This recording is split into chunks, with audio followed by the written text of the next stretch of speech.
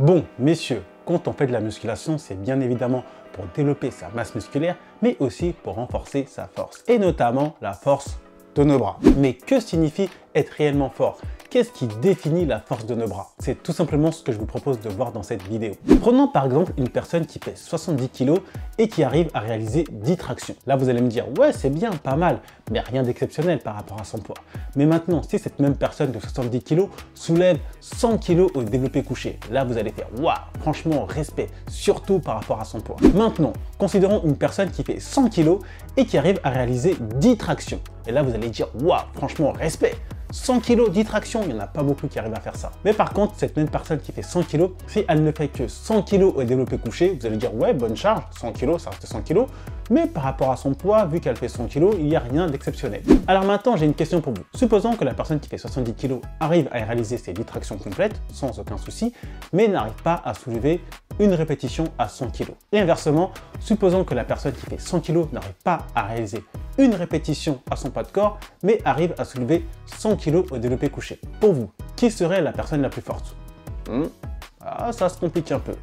Bah justement, c'est tout l'intérêt de cette vidéo. Ces deux personnes ont développé deux types de force. Le but est donc d'apprendre à développer les deux pour maîtriser votre force globale, surtout au niveau de vos bras. Le premier type de force à maîtriser est la force relative, c'est-à-dire la force par rapport à votre poids de corps. Honnêtement, messieurs, être capable de soulever ou de pousser son propre poids de corps est vraiment essentiel. Cela implique que votre corps génère les muscles nécessaires pour créer cette force. Par exemple, les adeptes du strict workout vont développer une force relative vraiment impressionnante. Après, bien sûr, ils pèsent en général entre 65 et 75 kg, ce qui leur confère un excellent rapport poids-puissance. Ça va de soi, en ne pesant pas très lourd, ils soulèvent moins et ils facilitent les mouvements et améliorent leur performance. Par contre, malgré leur force relative impressionnante, peu d'entre eux réussiront à soulever 100 kg sous une barre, alors qu'ils sont capables de faire les 10, les 15 tractions, des muscle-up et tout le tralala, parce que ce n'est pas le même type de force. Ce qui nous emmène au deuxième type de force à maîtriser, qui est la force absolue. Cette force concerne la capacité de soulever des charges plus ou moins lourdes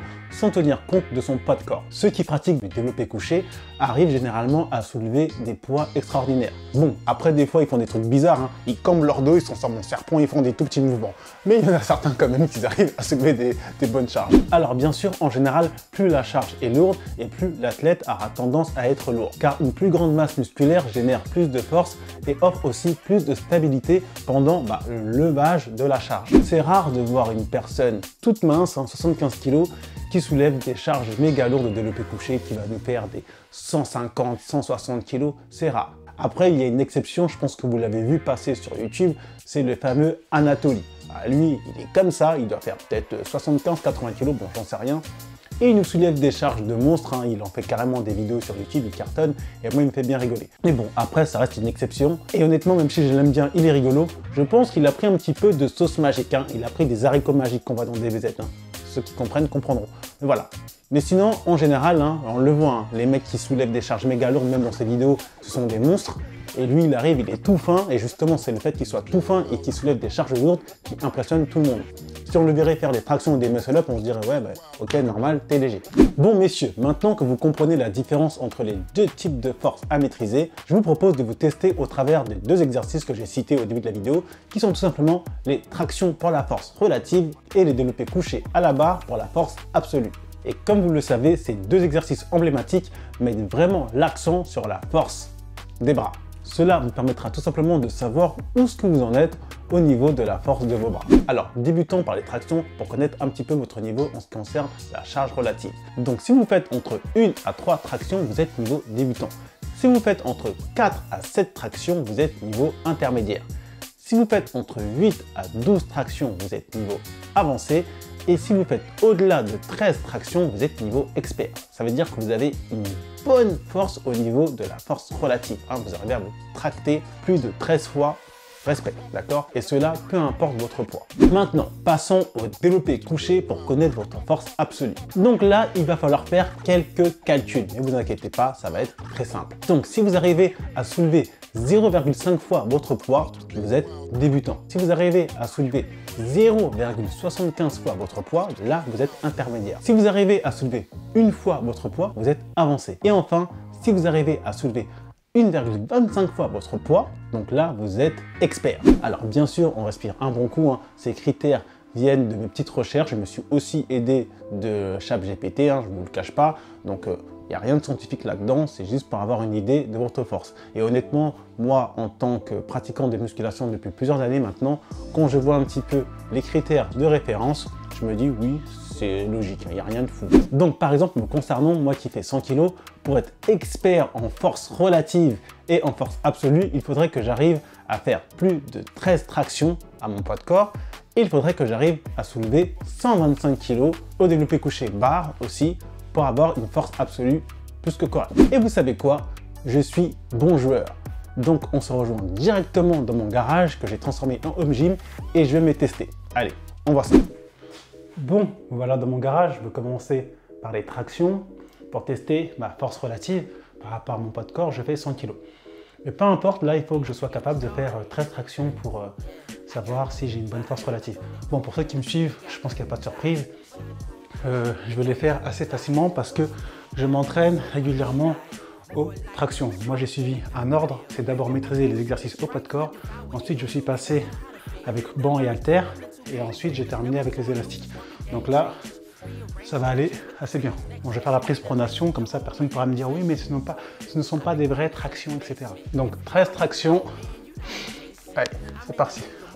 1, 2, 3, 4, 5, 6, 7, 8, 9, 10, 11, 12, 13. Et voilà, tranquillement, je vais m'en faire une 14e. Voilà, donc ça, sans surprise, malgré les 100 kg, comme quoi le poids, ce n'est pas une excuse pour pas réussir à se tracter. Donc malgré mes 100 kg, j'ai réussi à faire mes 13 tractions. Donc niveau force relative, par rapport à mon poids, je suis niveau expert. Maintenant, on va passer à la force absolue. Là, je suis moins sûr de moi parce que le développé couché, notamment à la barre, c'est un truc que je fais plus du tout. Je fais surtout les haltères, d'accord? Et je travaille pas du tout en force. Donc on va voir ce que ça donne. Bon, maintenant on passe au développé couché barre pour travailler ma force absolue, pour voir où j'en suis. Honnêtement, c'est un exercice que je fais jamais. À ce titre, j'ai préféré charger la barre à 100 kg, légèrement un peu plus, 102 kg. Parce que pour aller jusqu'aux 125 kg, même s'il me reste des petits poids, j'allais arriver aux extrémités et en termes de sécurité, c'est pas top. Et voilà, je suis pas là pour faire le kéké, je suis pas là pour me blesser. Donc voilà, je vais essayer de faire une répétition, voir déjà si j'ai le niveau avancé. Et si je vois que je suis à l'aise, peut-être en faire plus. Voilà, on verra et en fonction d'eux, j'essaierai de faire une estimation. Si j'arrive à dépasser une répétition, voir combien de répétitions il faudrait que je fasse pour avoir le niveau expert. Ok, je crois que c'est aux alentours de 5-6 répétitions, mais je suis même pas sûr de réussir à en faire autant. Ok, donc on va voir ce que ça donne. Allez. Et c'est parti. 1, 2, 3, 4, 5, 6, 7. Ok. Bon. 7 répétitions à 100 kg. J'aurais pu éventuellement aller en chercher une 8e, voire une 9e, mais vu que je suis tout seul, il n'y a personne pour m'assurer, donc j'étais pas sûr de vouloir les tenter. Et même s'il y a ça, la sécurité, je m'amuse pas à faire ça sans sécurité, j'ai pas préféré jouer avec le feu. Donc 7 répétitions à 100 kg, à voir si ça correspond éventuellement à un max à 125 kg, j'en sais rien. Donc par rapport à ma charge absolue, à ma force absolue plutôt, je me suis tué niveau avancé, ça c'est sûr, niveau expert, moins sûr. Et comme vous le voyez, moi je m'entraîne tranquillement chez moi au gym, tout seul, tranquillement dans mon coin. Je fais mes exercices au poids de corps, je travaille avec haltères, bancs, etc. Et j'ai réussi à développer à la fois un bon physique et à la fois de la force, que ce soit relative et absolue, d'accord? D'ailleurs, je vous invite à aller voir cette vidéo-là où je vous montre un programme minimaliste à mettre en place pour vous rapprocher de ce résultat. Alors, personnellement, pour avoir une force globale correcte en ce qui concerne la force relative et la force absolue, je pense que si vous arrivez à vous situer au niveau intermédiaire, c'est vraiment très bien, surtout en tant que papa occupé. En plus de développer votre force relative et votre force absolue, maîtriser ces deux types de force vous permettra d'avoir un excellent physique. Et oui messieurs, pour maîtriser les exercices au pas de corps, il est essentiel de maintenir un taux de masse grasse raisonnable. Et d'un autre côté, maîtriser la force absolue demande à votre corps de recruter plus de fibres musculaires car vous atteindrez un point où la charge que vous allez soulever dépasse celle de votre propre poids de corps, ce qui va entraîner un recrutement musculaire, un développement musculaire plus important. En conclusion, messieurs, pour avoir une bonne force globale, surtout au niveau de vos bras, votre objectif est de chercher à avoir une bonne force relative et absolue. Et en combinant les exercices au poids de corps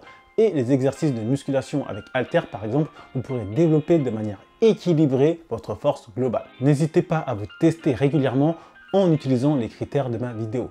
Ça vous permettra d'avoir, on va dire, un curseur de progression. Maintenant messieurs, si vous voulez maximiser vos gains musculaires et par là même gagner de la force relative et absolue en l'espace de 3 mois en vous entraînant tranquillement chez vous à domicile sans aller en salle de sport, j'ai mis en place un plan d'action pour vous guider vers cet objectif. Pour y accéder, vous avez tout simplement à cliquer sur le premier lien en description. Vous laissez votre prénom et votre mail et moi je vous envoie tout ça. Bon voilà pour cette petite vidéo concernant les deux choses à maîtriser pour développer votre force globale, force relative à votre poids de corps et force absolue par rapport aux charges que vous allez soulever. Si cette vidéo vous a été utile et qu'elle vous a plu, on n'hésite pas, on like, on partage, on s'abonne. Et moi je vous dis à très bientôt messieurs pour une prochaine vidéo. D'ici là, prenez soin de vous.